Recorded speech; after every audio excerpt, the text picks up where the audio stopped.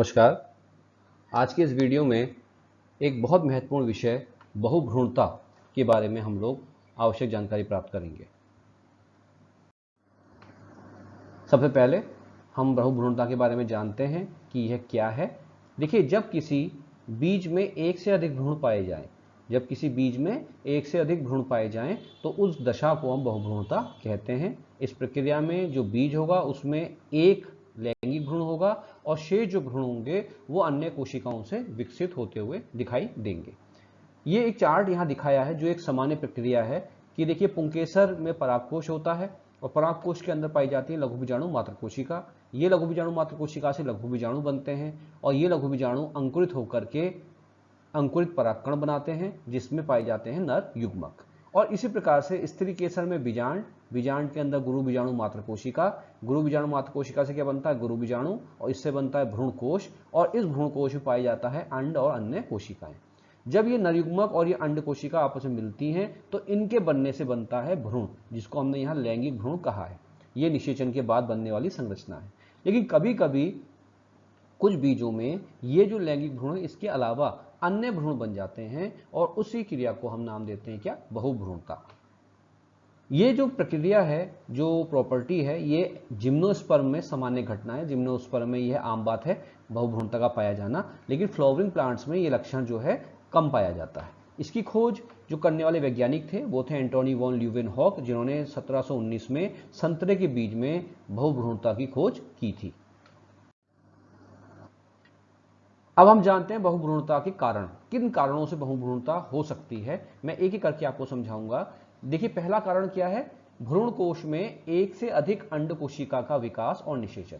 आप जानते हैं कि एम्ब्रायोसैक में एक ही अंड कोशिका होती है, लेकिन कभी कभी क्या होता है, भ्रूण कोश में एक से अधिक अंड कोशिका डेवलप हो जाती हैं और यदि एक से अधिक अंड कोशिका बनेंगी और उनमें निषेचन प्रक्रिया हो जाएगी तो एक से अधिक भ्रूण बन जाएंगे। जैसे आप इस डायग्राम में देखिए, यहाँ पे केवल ये जो कोशिका, ये अंड कोशिका है। अब आप कल्पना कीजिएगा इस भ्रूण कोश के अंदर इस अंड कोशिका के अलावा कोई और अंड कोशिका बन जाए और नर युग्मक इस अंड कोशिका को भी निषेचित करें और बनने वाली दूसरी अंड कोशिका को भी निषेचित करें, तो आपके कितने भ्रूण बन जाएंगे, 2 बन जाएंगे। तो यहाँ पहला कारण क्या है कि भ्रूण कोश में एक से अधिक अंड कोशिका का विकास हो जाए और उनमें निषेचन हो जाए। दूसरा कारण हो सकता है कि बीजांड में एक से अधिक भ्रूण कोश का विकास हो जाए।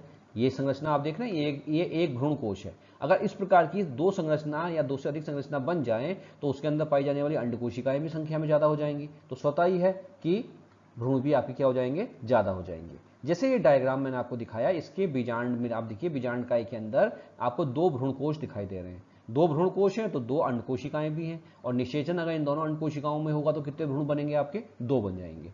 तो दूसरा कारण यह भी है कि बीजांड में एक से अधिक भ्रूण कोश का विकास हो जाए। तीसरा कारण हो सकता है कि भ्रूण कोश में मौजूद अंड कोशिका के अलावा जो सहकोशिकाएं होती हैं या जो प्रतिध्रुवीय कोशिकाएं होती हैं वो भ्रूण के निर्माण में प्रतिभाग करें। ये डायग्राम है, मैंने आपको समझाने का प्रयास किया। देखिए, ये एक भ्रूण कोश है, इसमें ये अंड है और ये 2 कौन सी कोशिकाएं हैं, सहायक कोशिकाएं, और ये 3 है, ये कौन सी कोशिकाएं हैं, प्रतिध्रुवीय कोशिकाएं। मान लीजिए इस भ्रूण कोश के अंदर या इस बीजांड के अंदर 2 परागनाल आपकी आ गई, एक मैंने लाल रंग से डिनोट की है और एक नीले रंग से डिनोट की है, और इससे नरयुग्मक निकला लाल रंग का और इससे नरयुग्मक निकले ये नीले रंग के। और मान लीजिए ये नीले ने इस अंड कोशिका को निषेचित किया, ये तो एक सामान्य प्रक्रिया है। लेकिन अगर मान लीजिए इस नरयुग्मक ने इन प्रतिध्रुवीय कोशिकाओं को या इन सहायक कोशिकाओं को किसी को निषेचित किया, तो क्या होगा, 2 भ्रूण आपके डेवलप हो जाएंगे और इस प्रकार से बहुभ्रूणता की कंडीशन आ जाएगी। तो तीसरा कारण क्या हो सकता है कि भ्रूण कोश में मौजूद जो सहायक कोशिकाएं हैं या जो प्रतिध्रुवीय कोशिकाएं हैं वो भ्रूण का निर्माण कर दें। एक भ्रूण तो अंड कोशिका से बनेगा और दूसरा या 2 से अधिक भ्रूण जो है अन्य कोशिकाओं से बन जाएंगे। और तीसरा कारण क्या हो सकता है कि बीजांड का या अध्यावरण की कोई कोशिका सीधे भ्रूण का विकास कर दे। ये एक डायग्राम है। स्वाभाविक प्रक्रिया क्या होती है कि बीजांड के अंदर ये परागनाल आई, इसने 2 नरयुग्मक छोड़े, एक नरयुग्मक ने अंड इसके साथ निषेचन किया और क्या बन गया, आपका लैंगिक भ्रूण।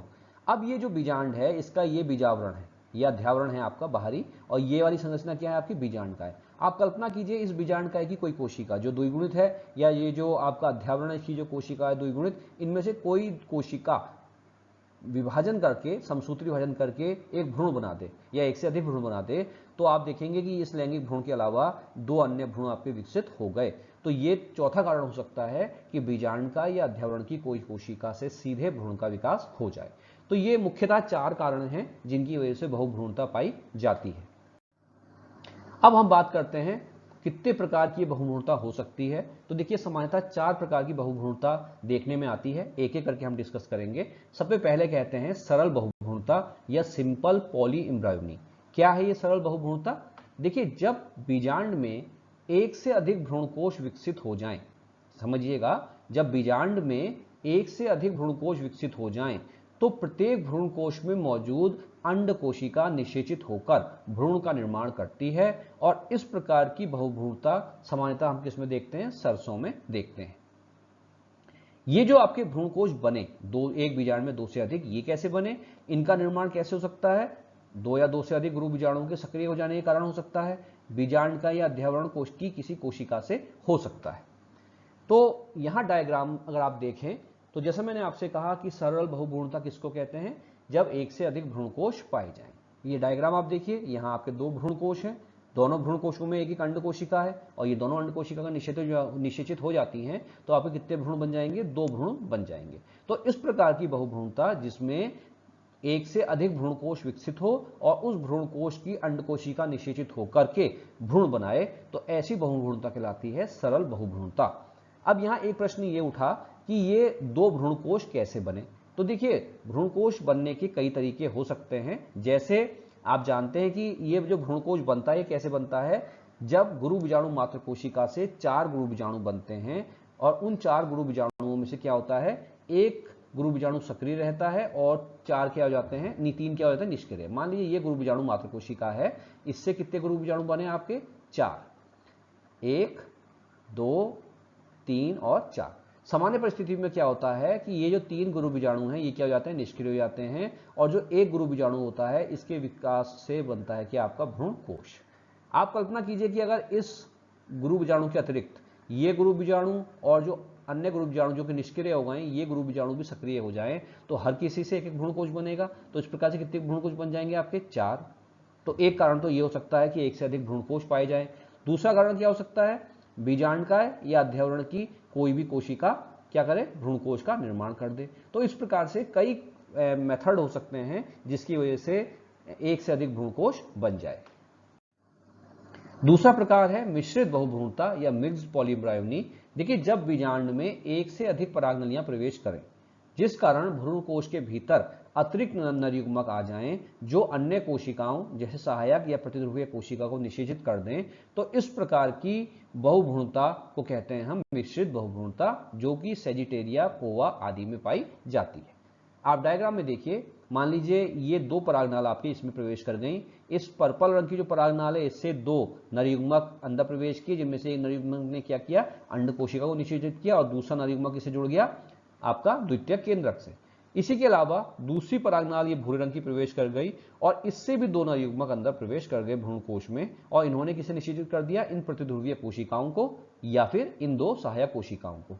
तो इस प्रकार से एक ही भ्रूणकोश के अंदर आपके कितने भ्रूण बन जाएंगे? एक से अधिक। तो इस प्रकार की भ्रूणता कहलाती है, बहुभ्रूणता कहलाती है मिश्रित बहुभ्रूणता। यहां ये डायग्राम अगर आप देखें तो देखिए ये जो भ्रूण आपका बन रहा है ये पूरी संरचना किसकी है? भ्रूणकोश की है। और यहाँ पे ये जो भ्रूण बन रहा है ये लैंगिक भ्रूण है जो जाइगोट से युग्मनज से विकसित हुआ।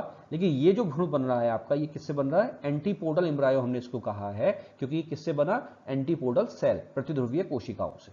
तो ये आप देखिए भ्रूणकोश के अंदर एक लैंगिक भ्रूण बना और दूसरा क्या बना? एंटीपोडल भ्रूण या प्रतिध्रुवीय भ्रूण। तीसरी अवस्था है विदलन बहुभ्रूणता या क्लीवेज पॉलीएम्ब्रायोनी। इसका मतलब क्या है? देखिए इसके अंतर्गत भ्रूणकोश में मौजूद अंड कोशिका व नरयुग्मक के संलयन से बने युग्मनज में विदलन होने से या प्राग भ्रूण में विदलन होने से वह 2 या 2 से अधिक भागों में विभाजित हो जाता है। वह प्रत्येक भाग एक नए भ्रूण का निर्माण करता है और इसे हम कहते हैं क्लीवेज पॉलीएम्ब्रायोनी या विदलन बहुभ्रूणता। नाम से ही आप समझ रहे हैं विदलन, विदलन मतलब टूटना। तो अगर भ्रूणकोश के अंदर जो आपका युग्मनज बना नर और मादा अंड के संलयन से जो आपका युग्मनज बना, अगर वो दो टुकड़ों या दो से अधिक टुकड़ों में टूट जाए, या जो भ्रूण विकसित हो गया, प्राथमिक जो भ्रूण है, प्रारंभिक अवस्था भ्रूण की, वो दो भागों में टूट जाए या दो से अधिक भागों में टूट जाए और प्रत्येक भाग विकसित होकर के नया भ्रूण बनाए, तो स्वाभाविक है एक से अधिक भ्रूण बनेंगे और ऐसी बहुभ्रूणता को हम कहेंगे विदलन बहुभ्रूणता। आइए डायग्राम से हम इसको समझते हैं। मान लीजिए आपका ये एक भ्रूण कोश है जिसमें दो नरयुग्मक आपको दिखाई दे रहे हैं। एक नरयुग्मक ने अंड को निषेचित किया और एक नरयुग्मक ने क्या किया, द्वितीयक केंद्रक को किया।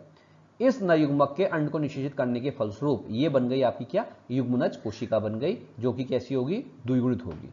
अब इस युग्मनज कोशिका ने अपने को दो या दो से अधिक भागों में क्या कर दिया, तोड़ लिया, क्लीवेज कर लिया। अब आप देखिए कितने युग्मनज कोशिकाएं बन गई, 3, और ये तीनों विकास करके क्या बना दे, भ्रूण बना दें। तो ऐसी व्यवस्था कहलाती है विदलन बहुभ्रूणता। आपको एक डायग्राम के माध्यम से मैं आपको दिखाऊं। आप देखिए यहां पे ये एक भ्रूण है जो कितने भागों में टूट गया, 1 2 3 4 5, ये कई भागों में आपकी देखिए टूट गया है। एक भ्रूण कई भागों में आपको टूटा हुआ दिखाई दे रहा है। तो इस प्रकार से अलग अलग टुकड़ों से अलग अलग भ्रूण बन जाएंगे और ये व्यवस्था क्या कहलाएगी, विदलन बहुभ्रूणता। और अब अंतिम स्थिति है अपस्थानिक बहुभ्रूणता, एडवेंटिव पॉलीम्ब्रायोमी। देखिए जब बिना निषेचन के भ्रूण का विकास बीजांडकाय या अध्यावरण से हो तो उसे अपस्थानिक बहुभ्रूणता कहते हैं। संतरा और नींबू में ये सामान्य तौर पे दिखाई देती है। दोबारा से समझ लीजिए, जब बिना निषेचन के भ्रूण का विकास बीजांडकाय या अध्यावरण से हो तो उसे हम अपस्थानिक बहुभ्रूणता कहते हैं। आपको ये डायग्राम मैंने बताया था कि किस प्रकार से एक नरयुग्मक और एक अंड कोशिका आपस में मिलकर के भ्रूण बनाती है, जिसको हम लैंगिक भ्रूण कहते हैं। अब आप यहां देखिए डायग्राम में, अगर बीजांड के बाहर जो बीजांड आवरण है जिसको हमने अध्यावरण कहा ये, या बीजांडकाय जिसको हम न्यूक्लियस कहते हैं, अगर इनकी द्विगुणित कोई कोशिका विभाजित होकर के सीधे बना दे भ्रूण, तो ऐसी व्यवस्था कहलाएगी क्या, अपस्थानिक बहुभ्रूणता। इसमें एक तो लैंगिक भ्रूण होगा ही जो नर और मादा युग्मक के संलयन से बनेगा, और दूसरे या अधिक जो आपके भ्रूण बन जाएंगे वो किन से बनेंगे, बीजांडकाय या अध्यावरण की कोशिकाओं के विभाजित होने से, और भ्रूण आपके क्या होंगे, विकसित हो जाएंगे। यहां आप अगर इस डायग्राम को देखें तो आप देखिए ये जो भ्रूण बन रहा है आपका, ये आपका क्या है, भ्रूण कोश है। और भ्रूण कोश के अंदर आप देखिए एक आपका ये नॉर्मल लैंगिक भ्रूण है, सेक्सुअल एम्ब्रायो है, जो आपका निषेचन के फलस्वरूप बना। इसके अलावा आप देखिए ये आपको भ्रूण दिख रहा है, एक आपको ये भ्रूण दिख रहा है, एक आपको ये भ्रूण दिख रहा है, एक आपको ये भ्रूण दिख रहा है। ये जो भ्रूण बन रहे हैं किससे बन रहे हैं, ये बीजांडकाय की न्यूक्लियस की अन्य कोशिकाओं से क्या हुआ, भ्रूण विकसित हो गया। बिना निषेचन के कोशिकाओं के विभाजन के फलस्वरूप अन्य आपके भ्रूण आपको बनते हुए दिखाई दे रहे हैं। तो ये व्यवस्था कहलाती है अपस्थानिक बहुभ्रूणता। बहुभ्रूणता को हम सत्य और असत्य बहुभ्रूणता में भी विभाजित कर सकते हैं। तो ये सत्य और असत्य बहुभ्रूणता क्या है, ट्रू और फॉल्स पॉलीम्ब्रायोनी क्या है, इसको भी देख लेते हैं। तो देखिए जब सभी भ्रूण का विकास, आप ये तो जानते ही बहुभ्रूणता मतलब एक से अधिक भ्रूण, तो यदि सभी भ्रूण का जो डेवलपमेंट है वो एक ही भ्रूण कोश, एक ही एम्ब्रायो सैक के अंदर हो, तो ऐसी बहुभ्रूणता को हम सत्य बहुभ्रूणता कहते हैं। जैसे मान लीजिए एक तो भ्रूण आपका किससे बन गया, अंड कोशिका और नरयुग्मक के मिलने से, और जो दूसरे भ्रूण बने वो किससे डेवलप हो गए, सहकोशिकाओं से या प्रतिध्रुवीय कोशिकाओं से। या ये हो सकता है कि जो आपका युग्मनज बना नर और मादा युग्मक के संलयन से जो युग्मनज बना उसके विदलन हो जाने से, या प्रारंभिक भ्रूण के विदलन हो जाने से। तो अगर ऐसी कंडीशन आएंगी तो एक ही भ्रूण कोश के अंदर कई भ्रूण आपके बन जाएंगे। आप डायग्राम से समझिए, जैसे ये आप डायग्राम को देखिए, यहां आप देखिए एक ही भ्रूण कोश है, इसमें ये बन गया आपका क्या, जाइगोटिक एम्ब्रायो जो कि आपका लैंगिक भ्रूण है, और ये प्रतिध्रुवीय कोशिकाओं के निषेचन के कारण से बनने वाला भ्रूण। तो यहाँ पे एक ही भ्रूण कोश के अंदर दो भ्रूण आपको विकसित होते हुए दिखाई दे रहे हैं। इसी प्रकार से ये जिसको आपने देखा, इसमें क्या हुआ कि जो आपका युग्मनज था वो युग्मनज जो है कई टुकड़ों में टूट गया और उससे बहुत सारे भ्रूण बन गए। तो ये जो दो डायग्राम मैंने आपको दिखाए, ये सत्य बहुभ्रूणता को प्रदर्शित करते हैं, जिसमें सारे के सारे बनने वाले भ्रूण एक ही भ्रूण कोश के अंदर विकसित होते हैं। अब हम बात करते हैं असत्य बहुभ्रूणता की। देखिए यदि सभी बनने वाले जो भ्रूण हैं उनका डेवलपमेंट अलग अलग भ्रूण कोशों में हो, एक ही बीजांड के अंदर अगर अलग अलग भ्रूण कोशों से अलग अलग भ्रूण बनते हैं तो उसे असत्य बहुभ्रूणता कहते हैं। दोनों के बीच में आपको अंतर समझ में आ रहा होगा। सत्य में क्या है, एक ही भ्रूण कोश के अंदर हैं सारे भ्रूण, और असत्य में क्या है, अलग अलग भ्रूण कोशों के अंदर अलग अलग भ्रूण हैं। तो इसको हम कहते हैं असत्य। आप डायग्राम में देखिए, जैसे मान लीजिए ये एक बीजांड में आपके कितने भ्रूण कोश हैं, 2। अब दोनों भ्रूण कोशों में अंड कोशिका है, दोनों अंड कोशिका निषेचित हुई, एक भ्रूण इस भ्रूण कोश में बनेगा और एक भ्रूण इस भ्रूण कोश में बनेगा। तो ये जो संरचना कहलाएगी आपकी क्या कहलाएगी, असत्य बहुभ्रूणता। मैं उम्मीद करता हूं इस वीडियो के माध्यम से आपने बहुभ्रूणता के बारे में काफ़ी जानकारी प्राप्त की होगी।